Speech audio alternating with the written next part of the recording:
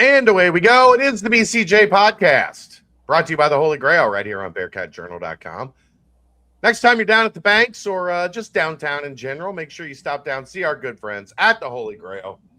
Outstanding food, full bar, everything you could want. I love the pizza. The wings are outstanding. I know, in our house, big favorite of the Reuben wontons. But pick one, you name it, it's good. And, of course, while you're there, get yourself an ice-cold Cincy Light on tap.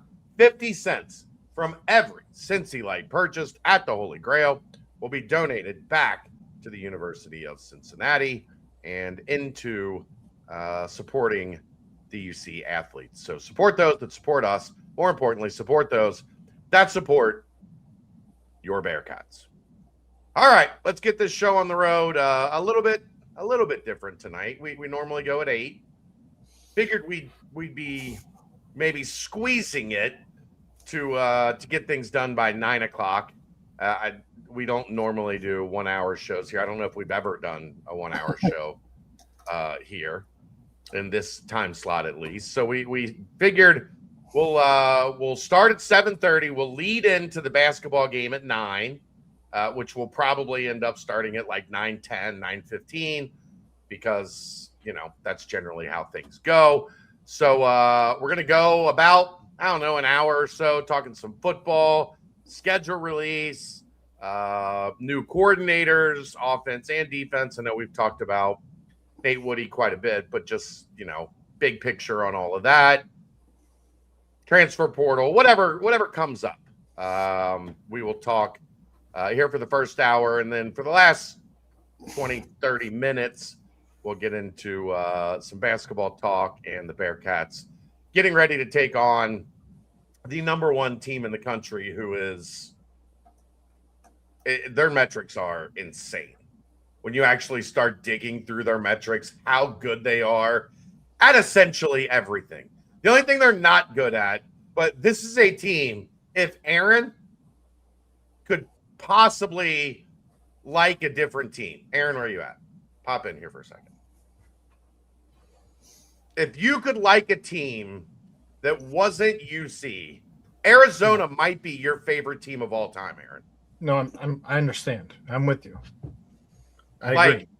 They shoot 36.5, almost 37% from three. They are top 50 in the nation in three-point percentage.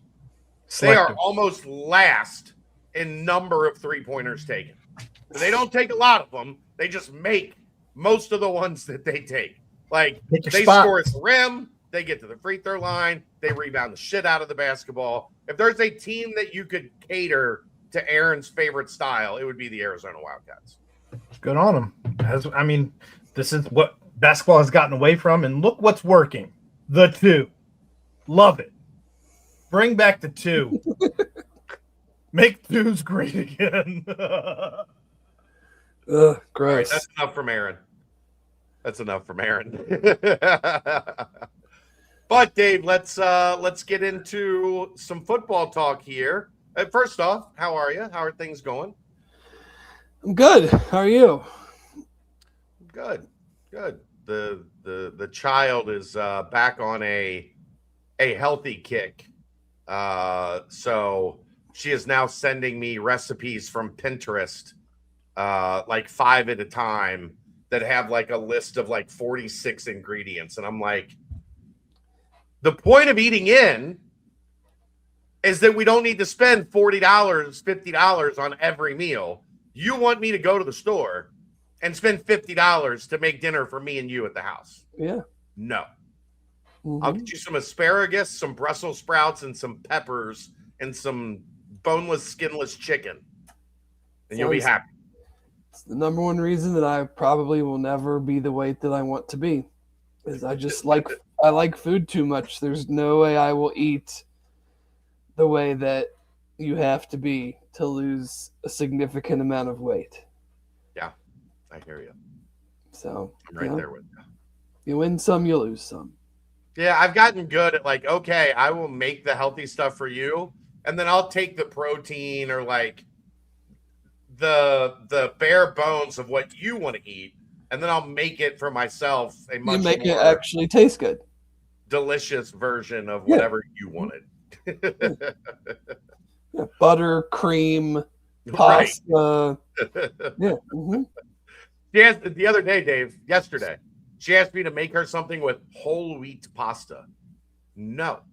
That stuff is so like No. those I don't care those if it things is are good for just you. they're fake No. anyway. They're not even good I for know. you. They're like the veggie pasta or the lentil pasta. It's just eat less regular pasta.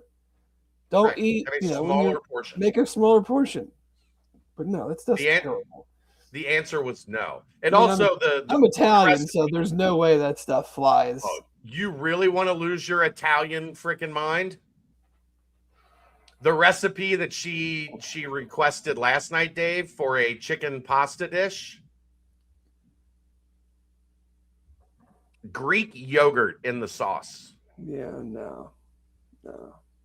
That was That's the like- healthy alternative. It's to like the making- Midwestern thing of putting cottage cheese in your lasagna.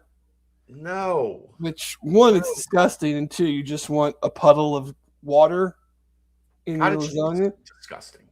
Like, I like cottage cheese by itself, but you're like I don't. using that instead of ricotta is a crime against cooking and an entire country in and of itself.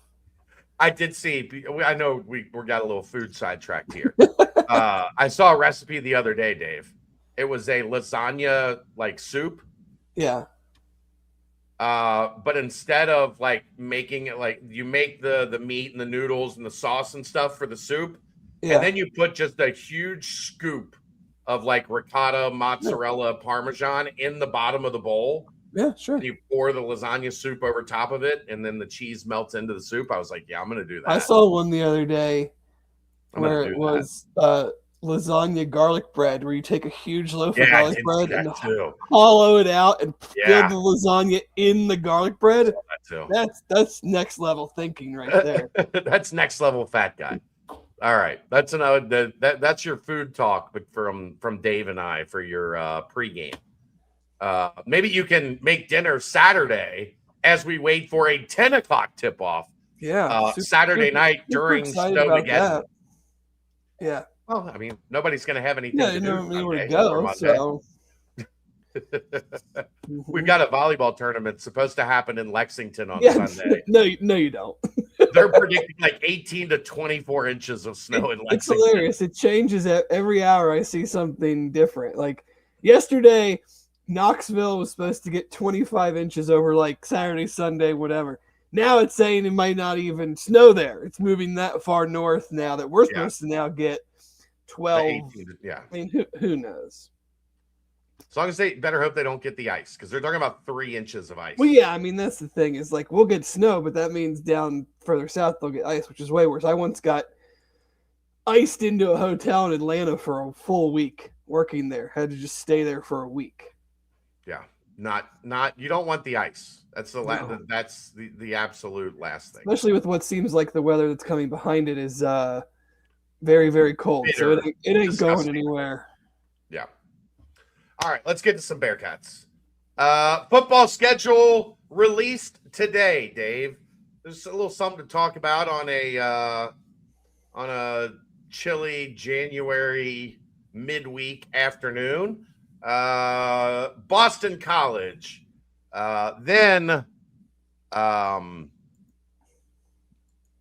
Western Carolina. Sorry, Bye week. yeah, and then Miami of Ohio at Paul Brown Stadium. Kansas State at home. Then a 2-game road trip, Arizona and West Virginia. And then Texas Tech and Utah at home. And then 3 of 4 on the road in November. Houston and Iowa State. Then Colorado here. And then on the road for BYU to close out the season.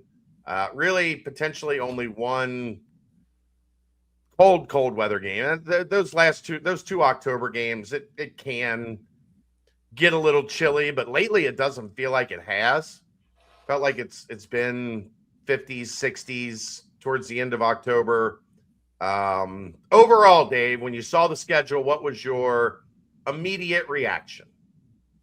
Immediate reaction is it appears, again, it's kind of a fool's errand trying to analyze these teams. I mean, we've said it every year we've been in the Big 12 that, who you think's going to be great, no guarantee. But, it's not – it looks very daunting, especially having 3 of your last 4 on the road. You don't love that, but that's what happens in your off – I will call it off Big 12 year when you only have 4 home games. Yeah. Like, that's probably going to happen. It's very rare that you'll get some sort of true home road, type of thing all the way through the schedule.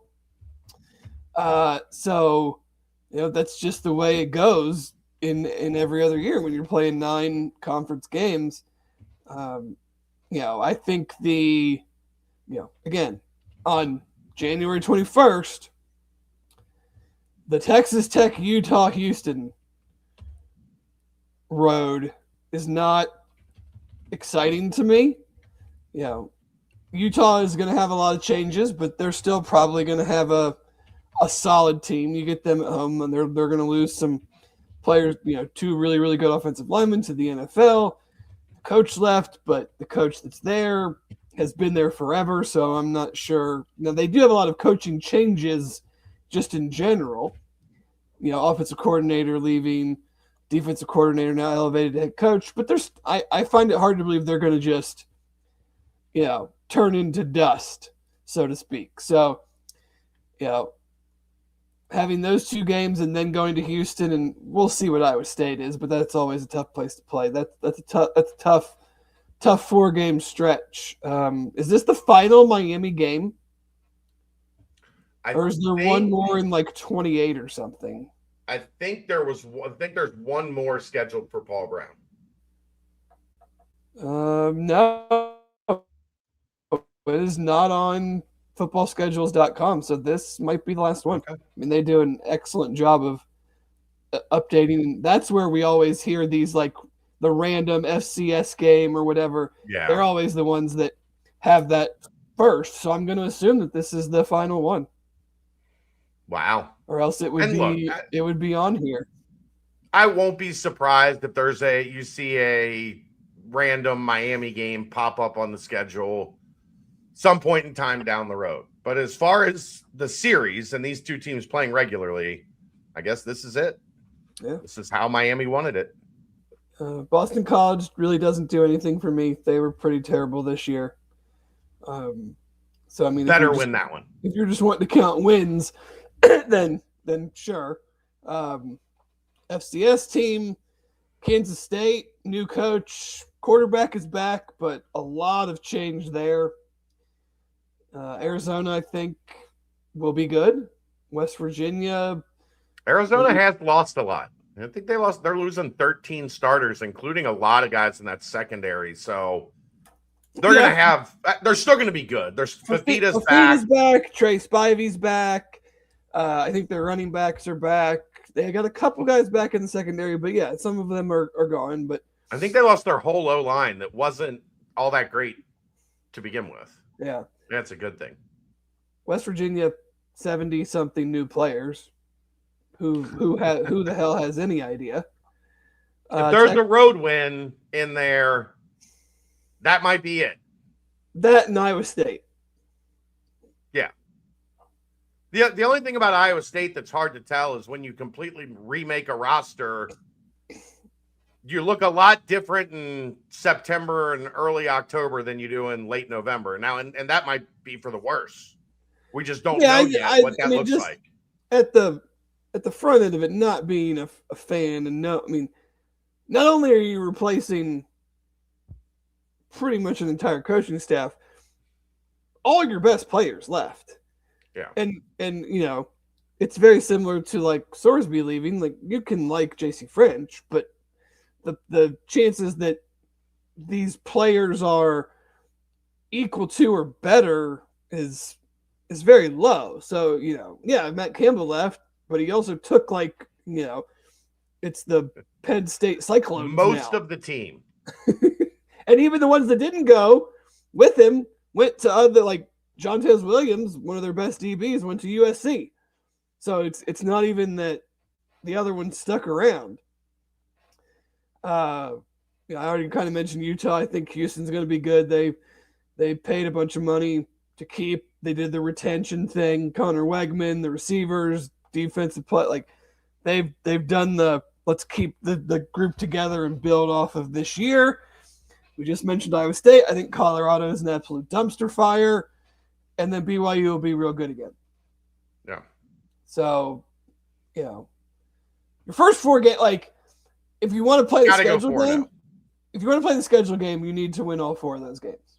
You're after Kansas State, September 26th, you have 2 home games the rest of the 3 home games the rest of the year. So you play 3 more times at home in pretty much 2 full months.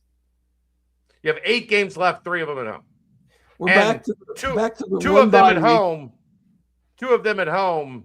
Not going to be fun. Will be a great challenge. The very 30,000-foot view is win the first 4, beat West Virginia, beat Colorado. At least you're back in a bowl game. Yeah. Other than that, it would be tricky then. Yeah, but that's not more than 7. So, That's the thing. Like I can see 5. I have a hard time getting to 8.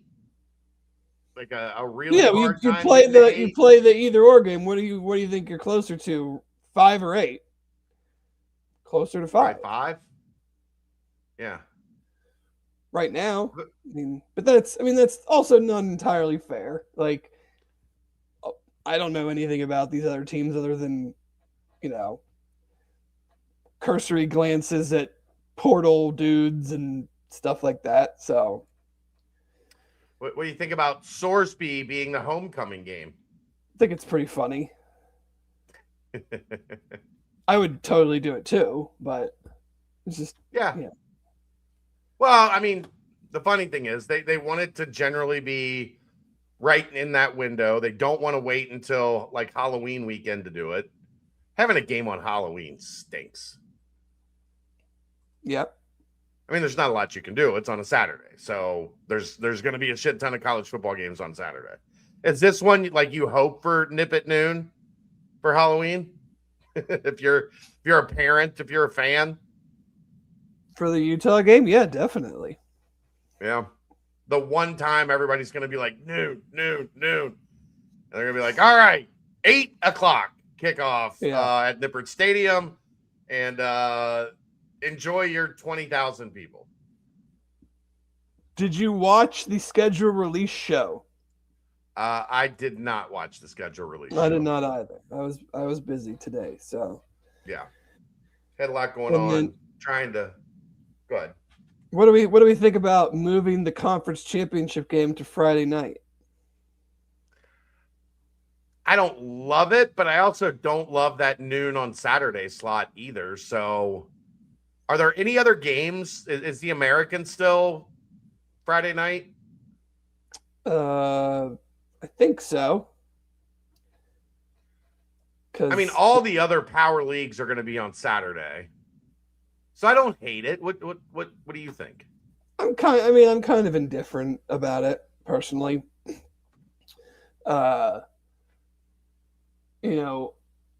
If they feel like it's better exposure, then absolutely. That's all it's about. It won't give anybody an advantage. It doesn't hurt on the back end. It's really just about exposure. Yeah. Do we think we can get more eyeballs on Friday night versus noon on Saturday? And I find it hard to believe they would move it for the sake of moving it if they didn't have some data that would back that up. Didn't the Pac-12 used to be on Friday night? The Pac-12 did used to be on Friday night. So I'm guessing you have some data, some numbers at least on what it looks like in that slot. Yeah. Although I think it was later, wasn't it? No, I think it started at 9. Yeah. I don't think it was like it definitely wasn't like a 7:30 kickoff. No, it was definitely. I think it was 9. But I don't, I think the one thing I think it does, Dave, is it kind of embraces that like Big 12 after dark kind of like nighttime feel to the league that we saw emerge this year. yeah, With a lot of those, 8, 9, 10 o'clock games. You've obviously got the ability to do it with the West Coast teams. Not that this game's going to be played late. I think they said 7:30. I don't know. I didn't actually notice that. Is it 7:30? Is it 8 o'clock? It's somewhere in that range. I don't remember exactly. That's on me. But let me see if I can scroll back and find it here real quick. Here we go. 8 o'clock. Friday night, 8 o'clock. It doesn't say what channel. I would guess Fox. I mean, I would guess Fox as well, but it doesn't. You would think if it was either one, they'd be promoting it, right? Because it's, if I'm guessing whatever G5 game is opposite it would be on ESPN. Yeah. And I would, again, maybe a poor assumption, but I would assume if you're going to move it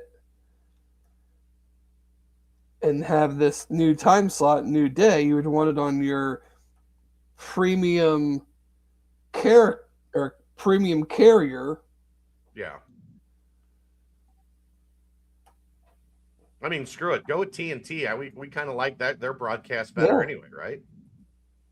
Based on schedule, Tech seems to be a shoe-in lock for the conference championship game. Yeah, I have not seen second year in a row. Is it pretty cakey? Yeah, let me find it real quick. Well, it's probably most of it is just going to be an inverse of this year, right? For the most part. And they were very cakey this year. Probably one or two, as if because UC clearly doesn't play UCF this year. There you go.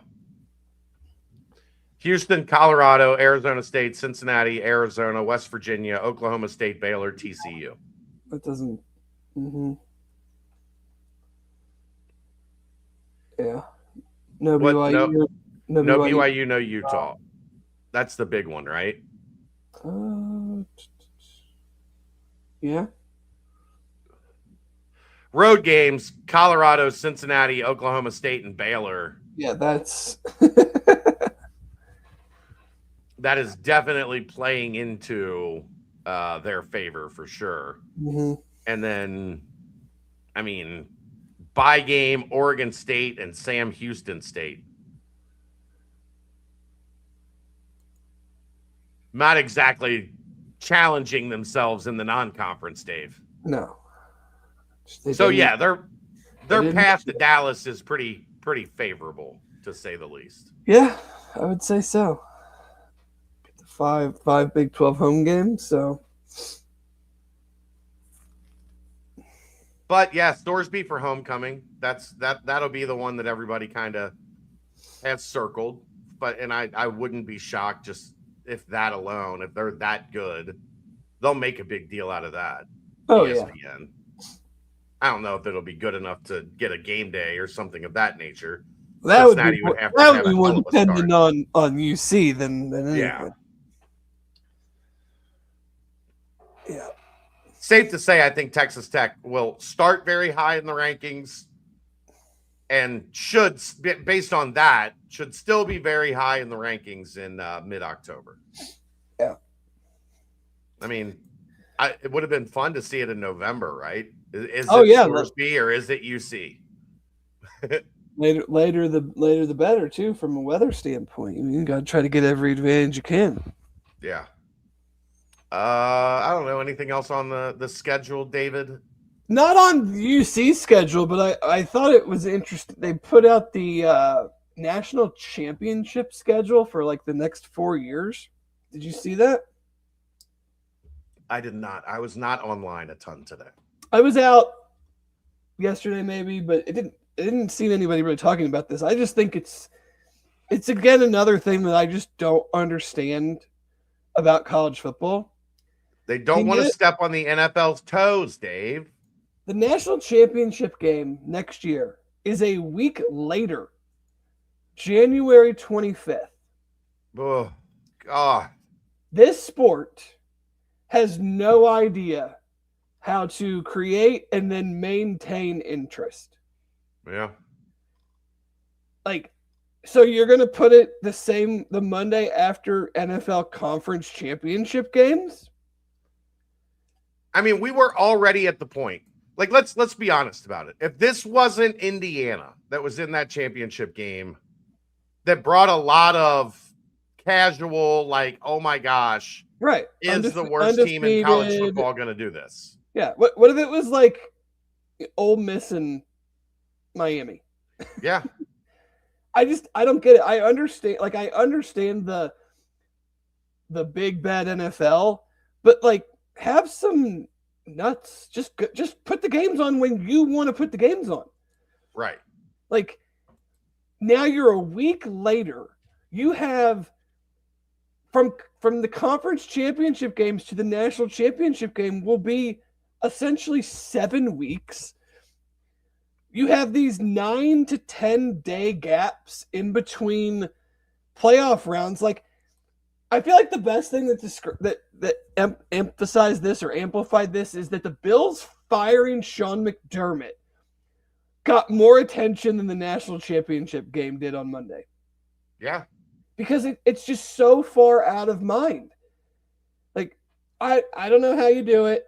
I'm sure people have broken it down. My take is that you do whatever you need to do to end the season on January 1st.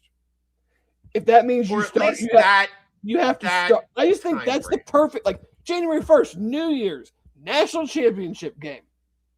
Yeah. If that means the season starts a week 2 weeks earlier, so be it. If that means we're having playoff games up against NFL games, because we need them to only be a week apart instead of 9 to 10 days apart, then so be it. This is just like, I love the games. I will always watch the games. But this is another one of those, like, I'm never going to say you're going to lose people because the games themselves keep pulling ratings. But like you said, if this was just Alabama, Miami, even Ohio State, Miami, and both teams had two losses or something, and how much interest is there really in it? And how much interest is there when you have turned this into just such a slog that people are checking their phones or checking whatever to be like, when is the next game? Because it feels like it should be this weekend, but it's not because they won't go up against the NFL. So now it's a week and a day, a week and 2 days. And I don't understand it. I mean, I'm sure their networks are telling them to do this because they don't want to broadcast at the same time or around the same time as the NFL games. But I mean, every one of my friends, my big group chat, all my Tennessee buddies, football, I would say maybe one person's favorite sport is maybe other than football. There might be someone whose favorite sport is baseball, or maybe someone whose favorite sport is, I think for the most part, every one of us is like, we are football guys. And we're all just like, this is awful. Makes it boring. It makes it, you just lose interest. I could even live with, Dave, semifinals on New Year's. Like you play a couple of those New Year's Day bowl games early, and then by 4:00. Yeah, like Rose Bowl starts at 4:30, Sugar Bowl starts at 8. Yeah. They lead into the Cotton Bowl as the national championship the next Monday. Yeah. I could live with that. January 8th or whatever. Yeah, I could live with that. But this thing, you're 1 week to February and we're still playing the college football season? Nobody cares. No, like everybody has we are regimented in these things. Nobody's put out the ratings from the game yet, which to me says they weren't that good. Because if they were great, those suckers would be out immediately. Yeah, there's also a group of people that want to say "I told you so." So I think they would have gotten a hold of it. They should have gotten a hold of it by now. I mean, it's 2 days after the game. How do we not have an idea? But I do think probably a lot of people watch that just to see. One, it was an awesome game. It was a good football game. Two, could Indiana actually do it? Oh, for sure there was a segment of the audience that probably doesn't know anybody on Indiana besides maybe Mendoza that just wanted to see, like, you're telling me this team is the losingest P4 football team ever, and then in the last 2 years they're 27-2 and they're about to go 16-0? Yeah, I'll watch that. Right. You're not going to have that every year. Especially if you expand the playoff. Right. Now you're just giving more chances. I do think it's fascinating that we were told, the top, like there's no parity in college football. The dominant teams are going to be the dominant teams. And this is 2 years now that it hasn't, Indiana's, I guess, different because they were the dominant, they were the number one team to end the season, number one team throughout the playoffs. They kicked everybody's ass until the championship game. But they weren't seen as Alabama, Ohio State by any stretch of the imagination. But it hasn't exactly been chalk the 2 years that we've had a playoff.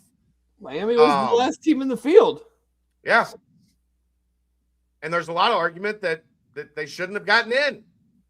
I think that went away now that they made the championship. No, my argument was more Alabama than Miami. Yeah, and the argument was the ACC is moronic for not having Miami in their conference championship game. Well, yeah, the ACC is moronic for having ridiculous tiebreakers, which now, if things go the way we all feel like they're going to go, the G5 will be penalized for the ACC being run by a bunch of bozos. Yeah, because everybody's going to say, well, we didn't want that. Well, you shouldn't have gotten that. Miami should have played in the ACC championship game. They would have won it, and they would have gotten that auto bid, and then one of the other two would have been left out, and nobody would be complaining. No. But now we are absolutely going to get only one AQ from the G5. Yeah. We'll probably get a 16-team playoff with a phony rankings threshold, as if these imbeciles would not just keep whoever the G5 team is at like 17. Be like, oh, that's just where they fell, guys. But so, my other point being, like, we as fans are regimented in how we do this. January 1st is the end of college football, and full attention turns to the NFL playoffs. And then we ride the NFL playoffs into the middle of February. And then attention turns to college basketball. And then we ride college basketball through March Madness. And then the day that they play it's different now because they decided to start the baseball season 4 days earlier on Thursday, which was stupid as shit. I loved the first day of the baseball season is the day of the national championship game. And you get baseball all throughout the day. And then at night, college basketball national championship, that closed that chapter. Now it's baseball season. Or NBA playoffs, but you get my point. Like, you're not getting people out of that. People, after New Year's Day, they just stop thinking about college football. And you've got 4 teams left at that point, so those 4 fan bases care, and everybody else is checked out. Everybody else has moved on from college football January 3rd. And they're not smart enough to realize people don't care on January 18th, 19th, 25th. People don't care. I mean, just think about that. The game was 2 nights ago, and next year it will still be 3 more nights from tonight before the championship game. So, yeah, I don't understand it. I know they have their reasons. I just disagree with them. the season, they should work the calendar however it needs to work to end on the 1st. And if I said, the 10th at the late, the 10th should be the drop dead. We are not playing any more college football games beyond. Yeah, if you don't want, if it doesn't work out to end it on the 1st, because the 1st is on a Wednesday or so. If you want to keep the title game on a Monday, okay, whatever. But yeah, it should be no later than whatever that first full week of January is, and then that following Monday. Yeah. It also just goes to show that they don't give a shit about the student athletes, because when do classes start? Oh, come on, and get out of here. They don't go to class anyway. They never cared about the athletes to begin with. Get out of here with the student athlete. That went out the window with the first $10 million to each school for the new TV deal. Oh, we can get $10 million a school just for being on TV? Piss on the athletes. Don't care. I mean, the transfer portal stuff this year. You can get in the portal. You got 6 days to find yourself a home, boys and girls. Like, that was the wildest thing I've ever seen. Like the 2nd through the 10th, and the 11th. It was like, well, Cincinnati's done with the portal. Yeah, like 6 days. Technically, it's 2 weeks, but I mean, if you're still hanging out there on the 15th or 16th, or you're still hanging. I mean, some guys are still hanging out there now. I mean, Jordan Seaton, very, very, very good offensive lineman, transferring from Colorado. He's taking visits, and yeah, there's wiggle room here and there, but yeah, just the college football calendar, I don't know who it makes sense to. Right. I mean, that's the other thing too.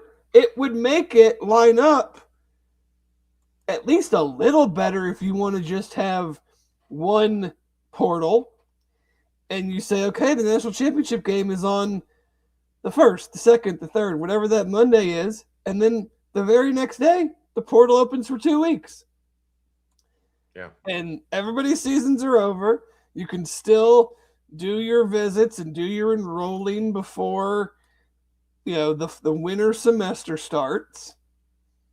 And that's not going to be a end-all be-all for every single player, just like right now. I mean, there's still stragglers. There's still things going on. But I think the vast majority of people, from a fan perspective, it would just be so clean and easy. You would know, okay, the season's over. Now guys can transfer for the next couple of weeks.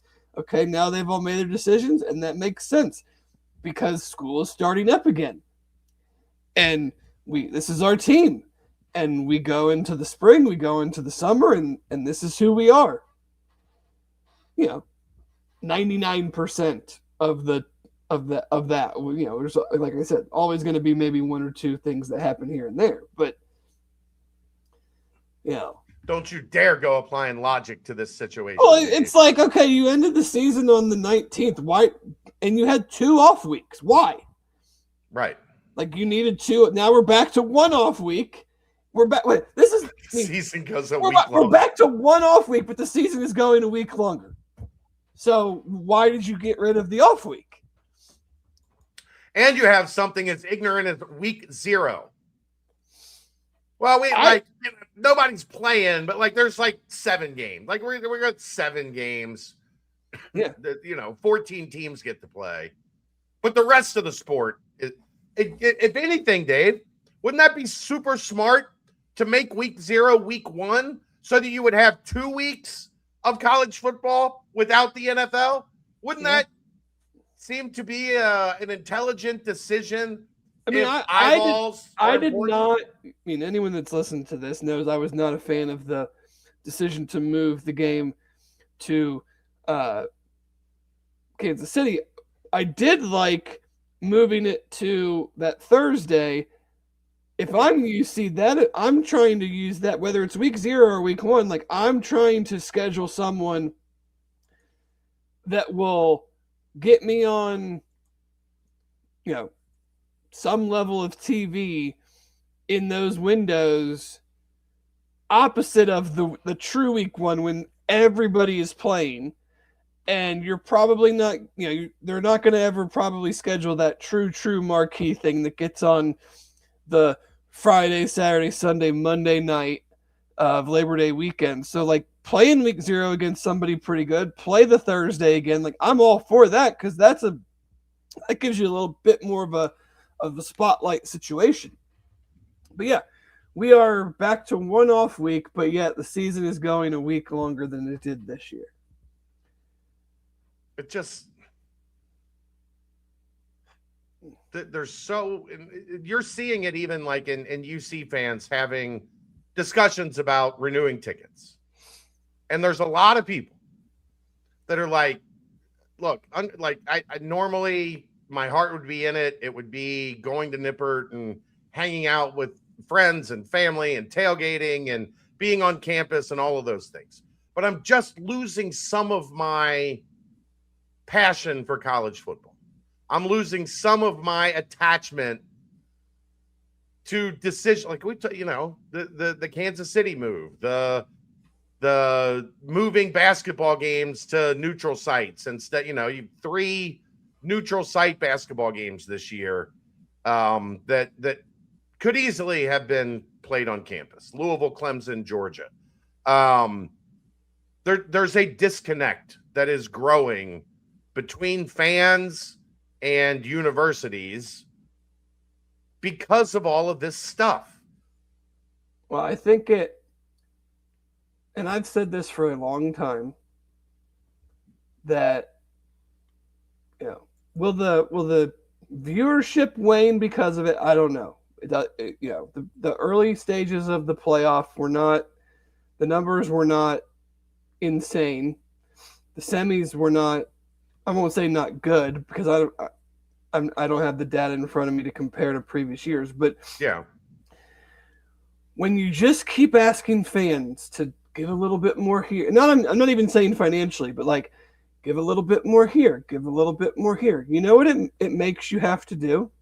It puts that much more stress and it becomes that much more imperative that you win, because we will all bend over backwards, do what you ask as long as you're winning, whether it's college, pro, whatever your team is.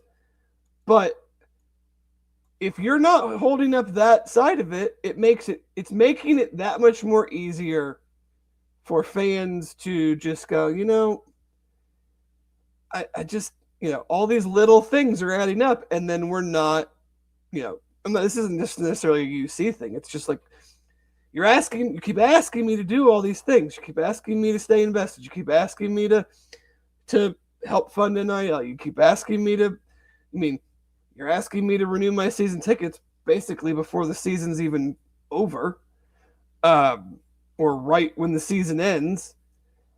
And I just, it's just not that, and we're not winning, so it's not that fun. Or you're winning, but you're not winning enough. It's 7-5, even 8-4. Like I guess is 8-4 like the new threshold now. Like if you get to 8, we're okay. If you're only at 7, like yeah, okay, but like meh. I mean, I think it's all just circumstantial, but sure. But I don't think if you go out there and look at a 7-5 team, you're not going to find many of them you're not going to find many fan bases that are going to be like, all right, we did what we needed to do this because season. 8-4, depending on how it goes, typically means you are, we'll use air quotes, in the hunt. You're at least scoreboard watching a little bit to see what our path is to the conference championship game at 8-4. Yeah. Assuming you're not like 8-0 and you lose 4 games in a row or something. But if you're 8-0, or in UC's case, when you're 7-1, you're firmly in the conference championship picture.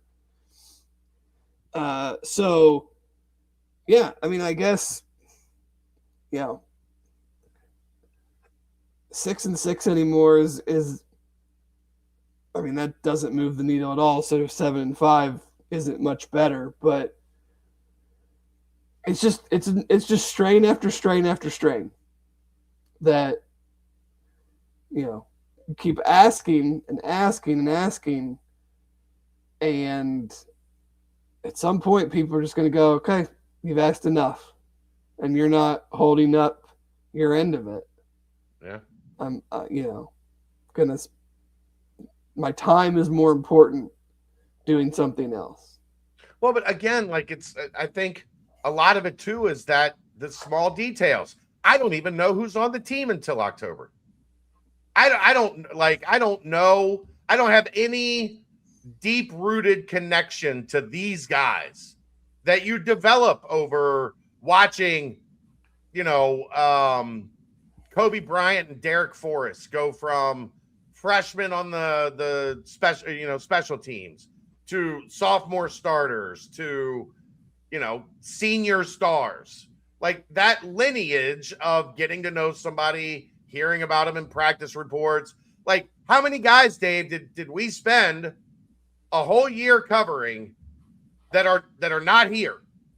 That came in, they were here for spring practice, or they got here for camp, and we covered them for a year. And when we get back to spring practice in 6 weeks or whatever it is, they're gone. And you learned a name for nothing, essentially. Yeah. That's what happens when you have unlimited free agency year over year. Or even deeper into our business, you follow recruiting and you see these names, and then you invest into recruiting coverage and you follow them through signing day. And then you want to hear as much as you can hear about them through camp, through spring ball, through camp. You don't get to see them play their freshman year, and then they're gone. Mm-hmm. Tim Griffin. A lot of people were excited about Tim Griffin. Never going to get to see him play a snap at Cincinnati. Like that's just it's small little cracks in the armor that the big stuff is absolutely there. The stuff that you're talking about is absolutely there. But then you get into, am I going to renew? Well, I don't know any of these guys. I don't, there's probably what, 20,000, 25,000 season ticket holders, whatever that number is. And there's what, 10% of them that are members of Bearcat Journal. So 90% of your season ticket base is going to walk in on opening day and not know who anybody on the team is. John Reek's a little different, Matt. He his knee literally exploded. His knee literally exploded. He played what, like 7 college basketball games? Yeah, I mean it's the thing that I've said for a while is the viewership numbers might not wane, but it's just the day-to-day of it. It's the, I'm gonna watch, and I might still go to the games, but that ends my investment.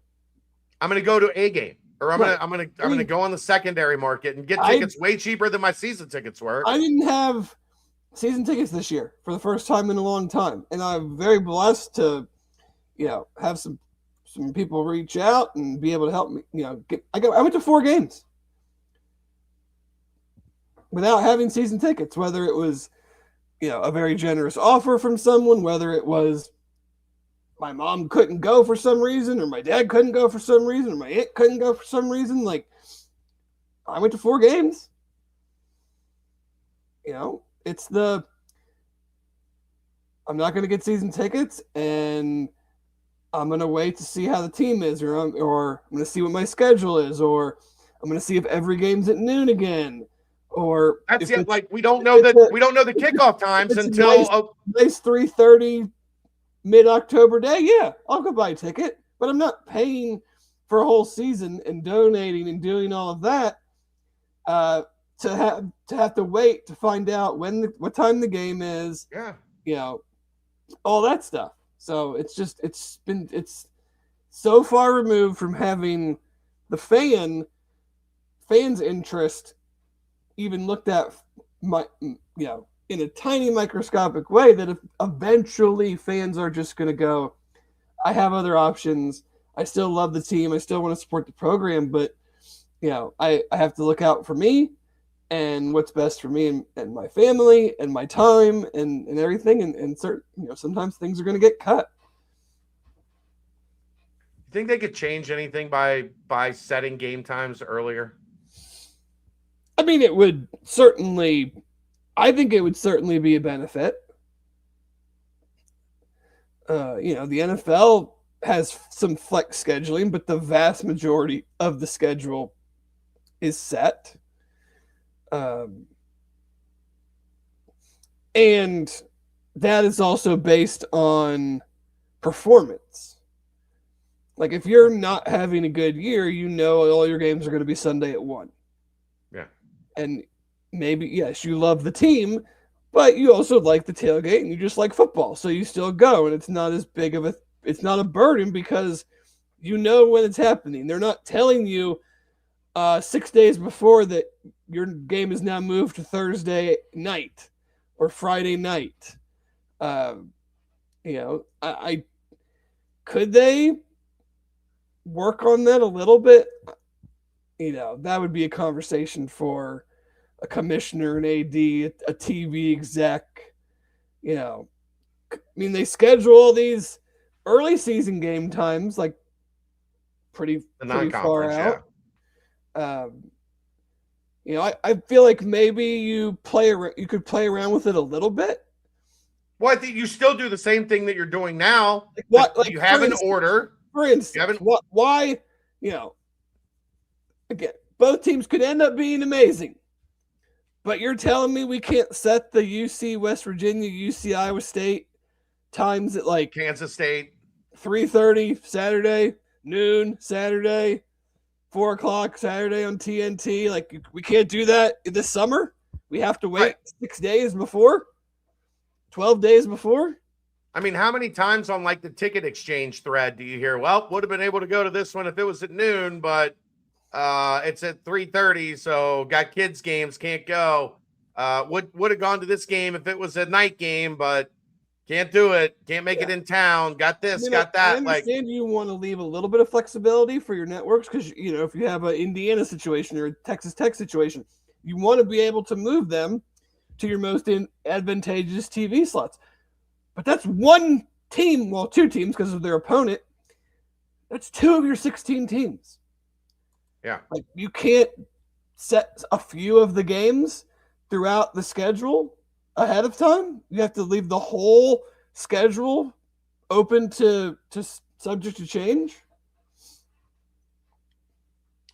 It just seems like it's another one of those things that chips away at fandom, that chips away at I am buying my season tickets and I am going to figure out a way to make it work. Guess what? If I find out when the game is in July, there's a lot better chance I can make it work in October than if I find out 6 days before the game. You'll build your plans around that. Right. The way it's set up now is you can't build anything around it because you don't know. Well, what happens is life makes those plans for you, right, and you can't course correct. Yeah. You can't say, sorry, the grandparents are going to take the kids to the soccer game today.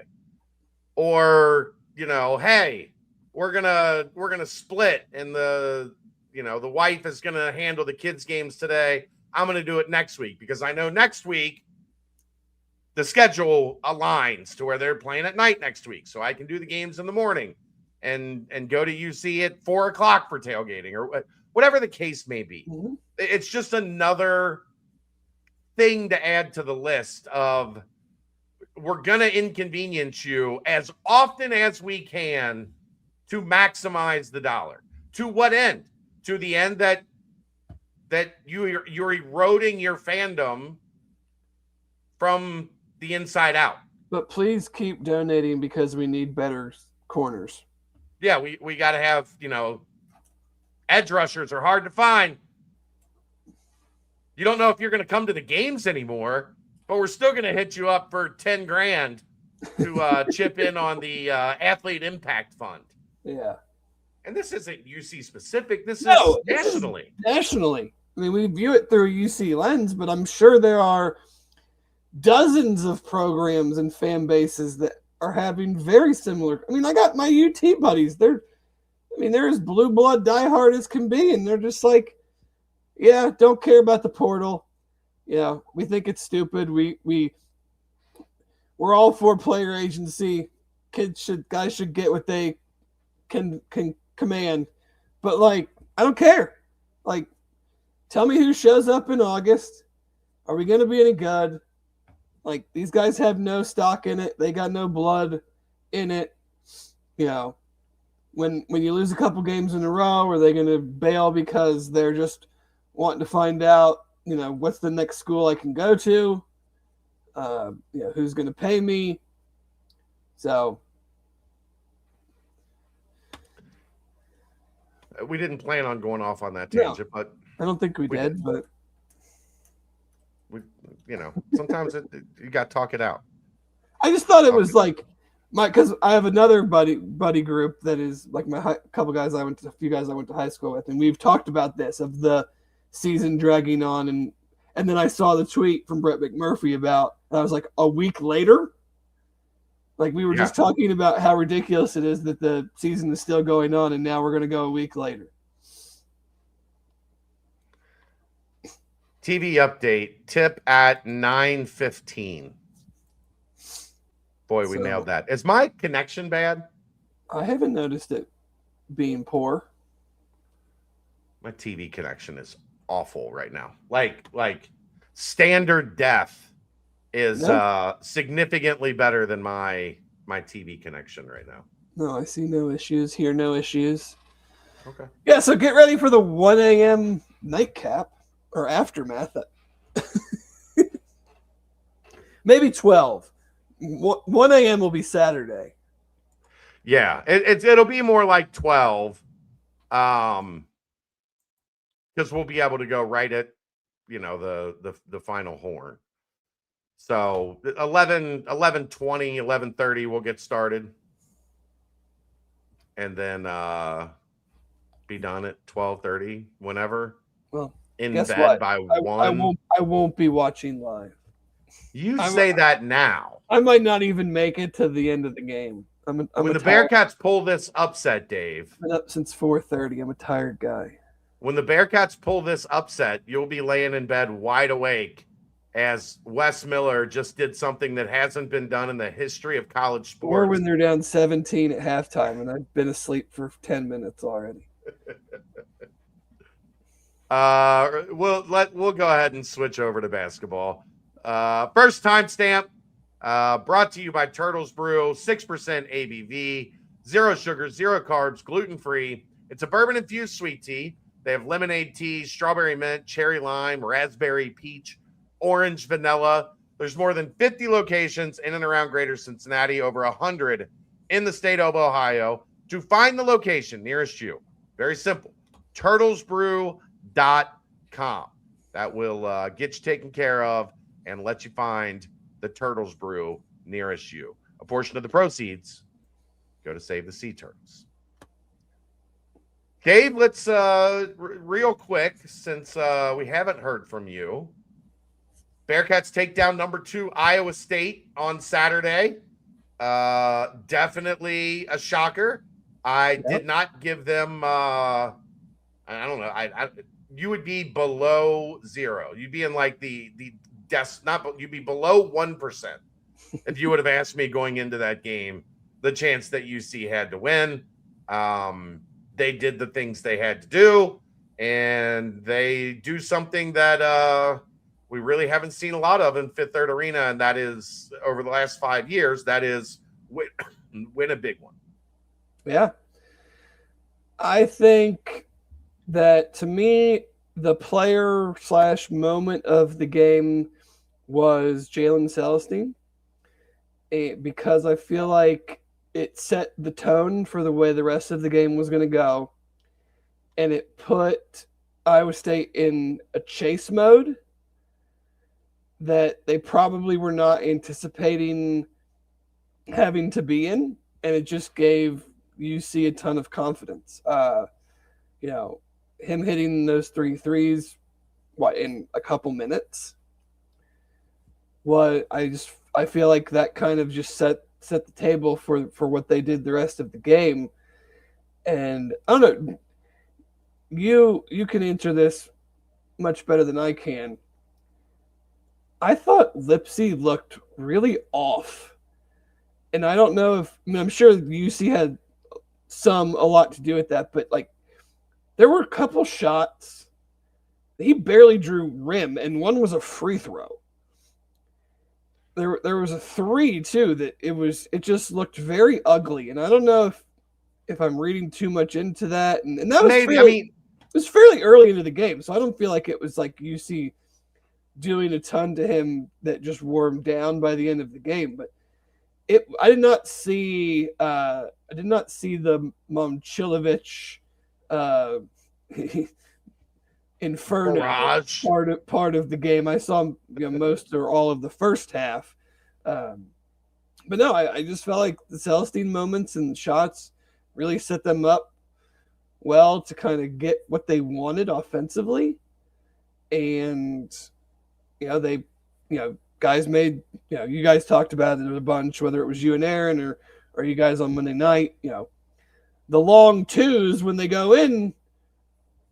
They're great. It's clean living, but the way that they came were different. Also, they felt much more. Stepping. They felt rhythm. They were rhythm. They felt much more as the flow of the offense versus dribble, dribble, dribble, dribble. There's nothing there. Jab step, side step. Right. That's got to get the shot up. Like that. I talked about this Monday night. They weren't dribbling away from defenders just to get up a shot. Like you'll see it a lot with Day and with Jizzle. The defender is on them and they use the side step or they use a step back to create space. This was because of Iowa State's pressure, beating the pressure and then dribbling into a shot, which is much different. It's just a much different rhythm to it. You're shooting with your feet set, your shoulders square. You're dribbling with your momentum towards the basket as opposed to away from it. And 100% agree with you there. They took, and this is one of those things that always amazes me about sports. This is still lessons from 2 years ago. When Iowa State, Cincinnati turned it 27 times in that game? Like just embarrassed Cincinnati's guards. And they've been really good, Day and Jizzle, against Iowa State protecting the ball since that happened. Mm-hmm. And that is still paying dividends. The embarrassment that they got from that night where it's in their head, Dave. Iowa State's coming. I can't turn it over 7 times against their pressure. I know their pressure's coming. Here's how I beat their pressure.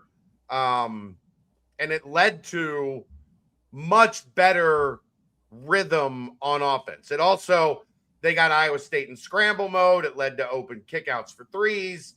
It led to significantly better looks from at the rim as well, because they're not driving into stationary targets. You move the defense has to react. You make a good pass. All of a sudden, the guy's wide open at the rim for a layup. They took what Iowa State wanted to do and used, and they took Iowa State's weapon and beat them over the head with it, essentially. Yeah, I think that, Iowa State doesn't seem to be a super athletic team. So if you can avoid the careless turnovers that give them easy points, and I think it was points off turnover. One of the stats was points off turnovers or fast break points was like 20-2. So if you're not just handing them the ball 27 times and you're able to, deal with the pressure, get into your offense, make them guard for an extended period of time. I think you saw UC's speed and athleticism, come through on the offensive end, and then, wore them down, wore Iowa State down offensively once you got to the end. I mean, really, Momcilovic was the only guy putting up shots, and he was making them, but they were working. I mean, you can tell me they were probably working extremely hard to get him looks. Yes, especially last 7 minutes. Then he's the only one that could score. Stuff away from everybody else for them on the defensive end.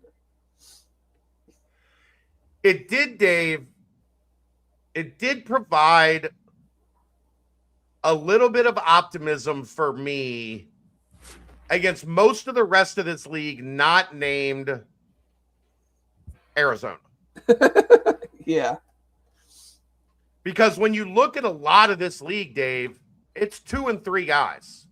Like, there's not a lot of what Arizona has where there's 7, 8 guys that any one of them. BYU's probably in like the middle of that. It's not 2 or 3, but they're not as deep as Arizona. I disagree there. BYU's really only got 4 really good players. Well, they got 4 really. But they have 4 really good players. Yeah, but Kiba Keita's not really an offensive. No, he's a clean up the scraps for the other 3 really good offensive players. I feel pretty confident in Cincinnati being able to put Buck on somebody and Baba on somebody and making it difficult for whoever those 2 guys are. And then if your third guy goes off like Momcilovic did, okay. But still, there's not a lot of I thought there was a lot more depth in the league last year. Mm-hmm. I think there's more star power at the top of the league this year. But I think Cincinnati, at least from a defensive standpoint, I think I see a path against most of the good teams. I think you saw it against Houston. Right. Unfortunately, you had Uzan and Flemings get going. So 2 of the 3 got going. Mm-hmm. But Sharp had a nightmare of a day that day. But I think that's what I take away from that Iowa State game more than anything is they took Lipsey and they took Jefferson and they made it really difficult for those 2 guys. And said, look, if Momcilovic is going to score 40 and beat us, then he's going to score 40 and beat us. But we're going to roll the dice with making things really difficult for their, 2 of their big 3. Yeah, definitely. No, Kansas is kind of in that boat. Baylor is definitely in that boat. Yeah. BYU, somewhat, yeah. Houston, you get them again. Just something that has kind of developed in my brain and looking back at that Iowa State win, like how did they do it? It's because what we talked about coming into the season, you've got a couple individual elite defenders. And if the other team is relying on a 4 and a guard and a 4, Cincinnati's going to make it tough on them. And it's going to take them away from some of the stuff they want to do.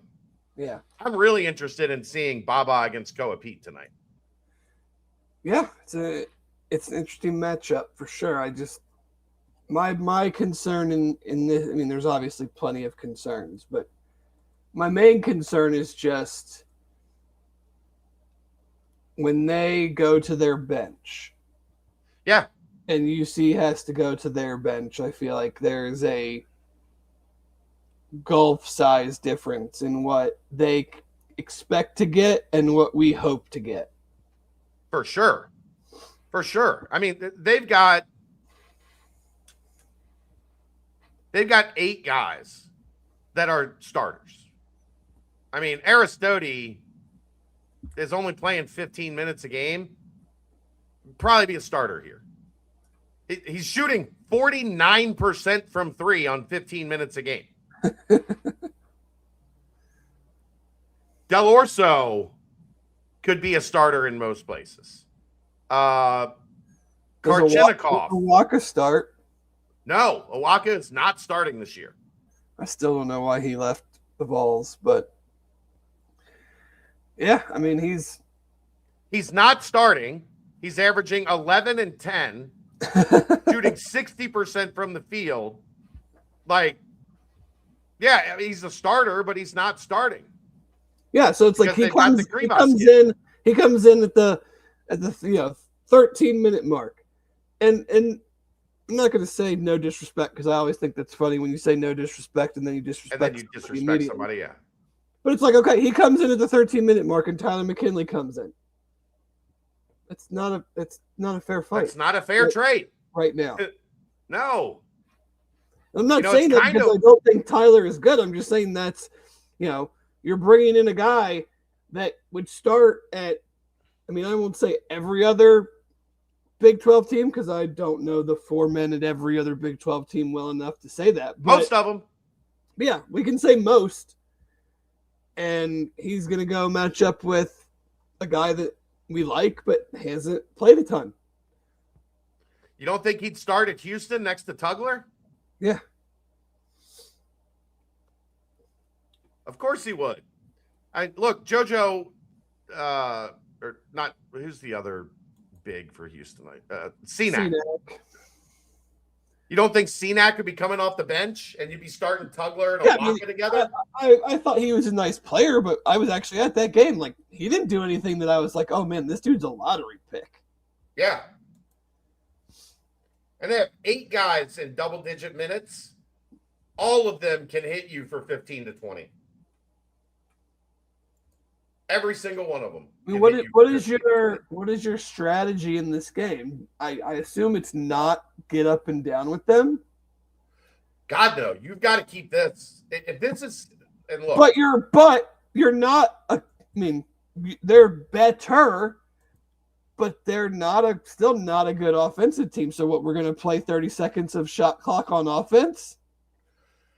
Arizona in league games, Dave. 97, 101, 86, 89, 84. We haven't sniffed those numbers since Lipscomb. I can tell you real quick. Up until Colorado, the most points they had scored from December on was the 74 that they scored against X. League games for Cincinnati. 60, 60, 72, 77, 79. Now it's going up. That's like Arizona's lowest game by a lot. Yes. If this is a game in the 80s. I don't want to be unfair. Not a lot. But. If this is a game in the 80s, there's very little chance that Cincinnati can win this game. That's just the reality of it. They're going to have to find a way to grind this out and keep it in the 70s. I think what you have to do, you put Baba on Koa Pete, and you put Buck Harris on Bradley, and you take your chances with the rest. You hope that Dede Thomas can limit Burries, is who I would guess. Well, you'll see Dede on. Here's the issue. Is the Iowa State game. You made 10 threes. Free throw numbers were low, but you still made 75%. You shot 43.5% from the field. You out-rebounded them by 8. You had more blocks, you had more steals, you only had 7 turnovers. You still only scored 79 points. Yeah. What is the likelihood against Arizona on the road that you're going to do something similar to that? And if you only score 79 points, you're probably not even going to sniff a win. Well, and here's the nightmare of it, Dave. We think of Arizona as an offense, a big-time offense, right? They're 4th in adjusted defensive efficiency. This Arizona team is better defensively than they are offensively. They're allowing 92.8 points per 100 possessions. They are 17th in effective field goal percentage. They dominate the defensive glass, and Cincinnati's not a good offensive rebounding team. They hold teams to 44% from 2 to 32% from 3.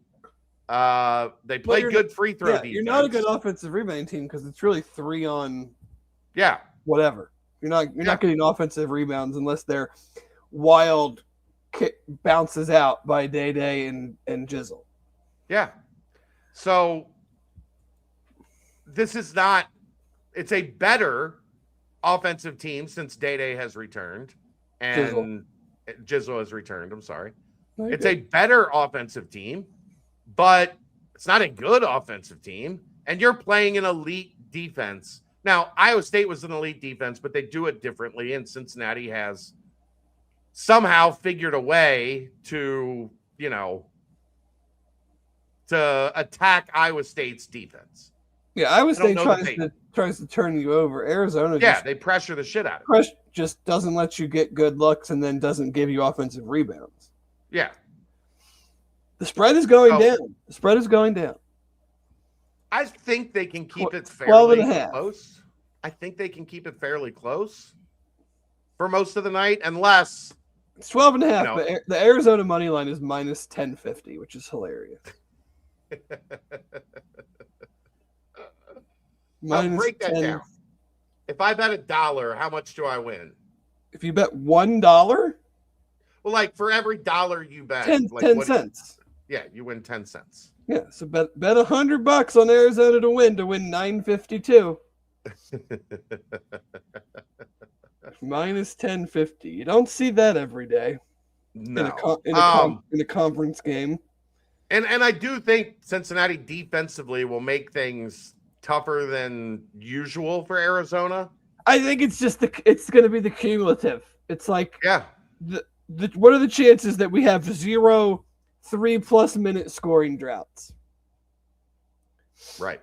And what are the chances in those 3+ minutes that they also don't, that they only have like a 4-0 lead or even 6-0 lead in that 3-4 minutes?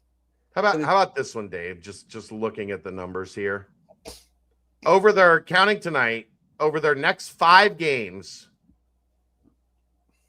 the only game that is above a 90% win percentile in KenPom is at BYU at 55. 94% tonight, 94% against West Virginia, 91% at Arizona State, and 97% home against Oklahoma State. They're good. That's wild. And I know the energy is high coming off of that Iowa State game. But you look and that Iowa State defense, even though it's 7, they were 92nd in 3-point defense, 89th in 2-point defense, 82nd in free throw defense. They don't block shots. Wait, there's a stat for free throw defense? Well, it's just what the opponent's free throw percentage. I just like to make fun of that. I like to make fun of that. That's a thing. We always joke about Cincinnati's got to play better free throw defense because it seems like UC shoots 62% every night and the opponent is like 17 of 19. Like they come in as a 63% free throw shooting team. The night that they shoot 75%, they only get 12 attempts. Of course. So tonight they'll probably get 26 attempts and make 14 of them. But there were cracks in that Iowa State defense. Essentially, if they don't turn you over, if you get a shot, Iowa State wasn't a great defense, but they turn you over at such a high rate that their metrics are high because teams aren't getting the average number of shots. You have a low points per possession. Yeah. Arizona, they're just rock solid across the board. And they don't rely on turnovers. Like their defense is solid and they don't overextend. They don't get out of their gaps. They're not going to let you dribble around them, collapse the defense, and then kick out for a 3-point. Which to me means they're going to stay sound. If you want to have a chance to win, you cannot have the careless turnovers. You can't have the illegal screens. Right. You have to get, and I know this isn't realistic, but like, it's the old every football possession needs to end in a kick. This is like every possession needs to end in a shot. Yeah. Maybe you don't get the offensive rebound, but you cannot, be throwing the ball out of bounds, giving them extra possessions that they didn't earn.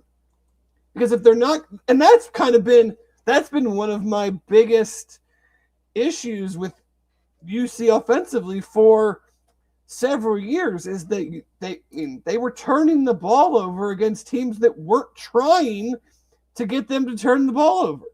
Yeah. So, I look at this as, I'm never in the moral victories phase of things. So I'm not going to say. Don't get smashed. I'm just like, can you keep me interested with 10 minutes to go in the game? Yeah.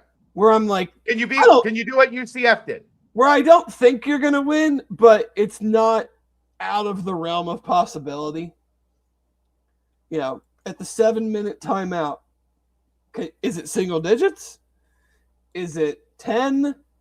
Then you can at least convince me that, something could happen here. If it's 14-15 or more, like, you're not coming back on these guys. Their defense has shown zero times this year. I wonder, I know that some site or whatever probably keeps track of kills and everything. Like, I wonder how many times this year teams have gone 3 possessions or more without getting a basket against them. Against Arizona? Oh, yeah. They give up a lot of points, but they play high possession basketball. Yeah. So. But how many times are you that, or how many times, you got to come back, but you got to stop them. How many times are they going to not score? I guess I should have worded it that way. If you're down 10 with 7 minutes to go, you're technically in the game. But how many possessions the rest of the way are you really going to stop them on? To allow yourself to get back to even. UCF did a really good job against them. They couldn't guard their point guard. Fucking get a sentence in? No. Shit. They couldn't guard their point guard. The biggest thing they did was they kept them off the offensive glass. And that's where Cincinnati's one of the best defensive rebounding teams in the country. Arizona's number 3 in the country in offensive rebounding. UCF only let them get 29% of their offensive boards. They only got 9 offensive rebounds, which is why they didn't destroy UCF. I think if it looks like that, Dave, it was 41-38 Arizona at halftime. And Arizona pulled away a little bit at the start of the second half. And then UCF played well in the final 10 minutes, but Arizona had already built up enough of a lead that it didn't necessarily matter. But if you can't keep them off the offensive glass, you're cooked. Yeah, they just kept them at arm's length for... Yeah. They only beat Arizona State at home by 7.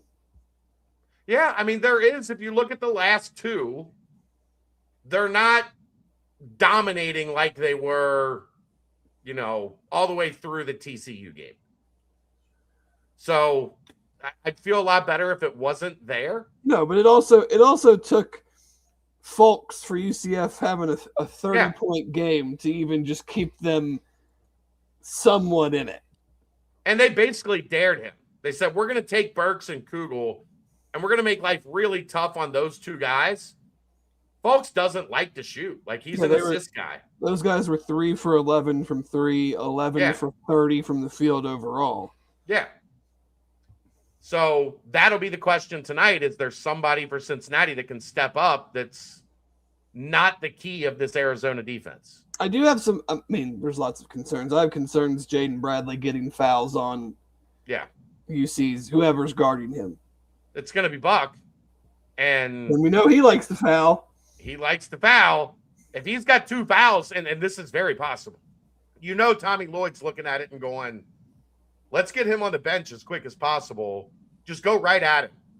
and make him do something stupid, get his second foul. We'll take him out for the last 14 minutes of the first half. Yeah. He's got 5 or 6 games where he shot 6 free throws or more. He's coming off a 13 free throw attempt game. Yeah. Against UCF. He gets to the line a lot, regularly. Where is he at? He's the anti-UC guard. Right? Do Data and Jizzle have like 13 combined free throws in the last month? Probably not. And he shoots 81% from the free throw line on top of it.